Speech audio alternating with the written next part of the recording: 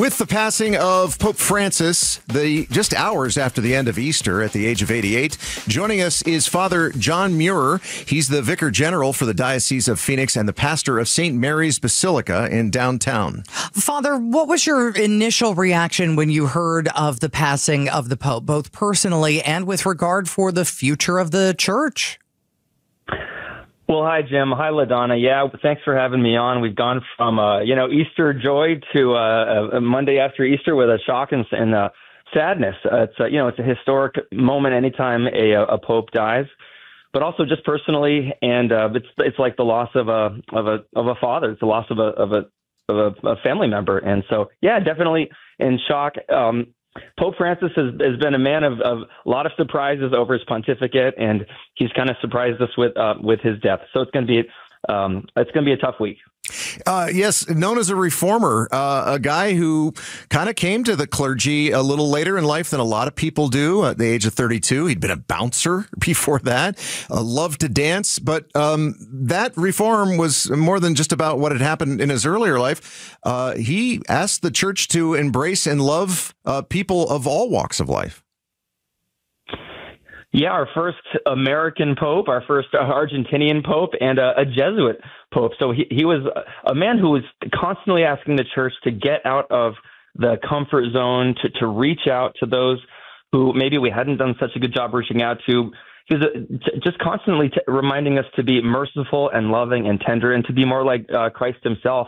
And I think what people, including myself, loved so much about Pope Francis was he walked the walk. He didn't just teach through what he said. He was just a master teacher at gestures and what he actually did and the way he himself loved people. Father John Muir is with us. He is the Vicar General for the Phoenix Diocese and pastor at St. Mary's Basilica downtown.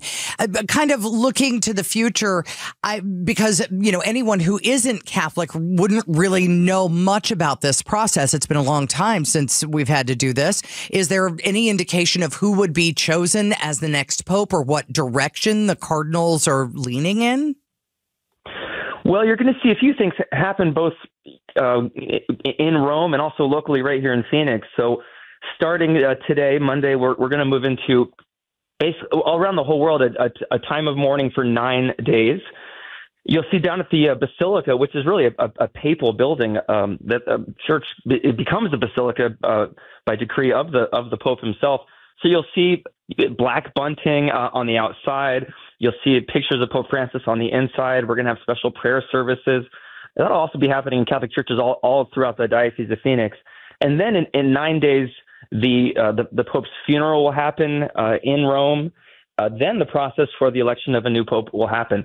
I certainly couldn't forecast what's going to happen there, but I do know that the number of cardinals that Pope Francis himself appointed and will be electing the next Pope is very, very large. So I think it's very likely that you're going to see the cardinals want to elect someone who's going to have a lot of continuity with Pope Francis because they themselves were elected by him. And looking back one last time here as we talk with Father John Muir, the Vicar General for the Diocese of Phoenix, a surprise to a lot of people that Pope Francis has passed away. But was it a surprise to you that he lasted through the end of Easter and was able to go and do that last blessing there in Rome before passing away? Well, it was a surprise. I mean, we were also worried just about a month and a half ago when he was in the hospital with respiratory problems for 2 months. I got to tell you, I had sort of a gut feeling just because he's a man of such surprises that I was telling friends, I think the Holy Father is going to make it through this. And then one day we're just going to wake up and he's going to say, bye, everybody. I'm done. I'm going home. And that's what he did. But I do think it's fitting in a way that he's died in the Easter season that we're just beginning now, this 50-day season of joy and hope. He was a man of joy and he was a man of hope. So I think it's actually quite fitting that he let everybody celebrate Easter, and the next day, in the light of that celebration, he went back to God. Father John Muir, Vicar General for the Diocese of Phoenix and pastor at St. Mary's Basilica in downtown Phoenix on the death of the Pope. Thank you so much for joining us on what is a very sad day in the world of Catholicism. Thanks for watching Arizona's Morning News. Click to watch more from KTAR News and hit the button in the middle to subscribe.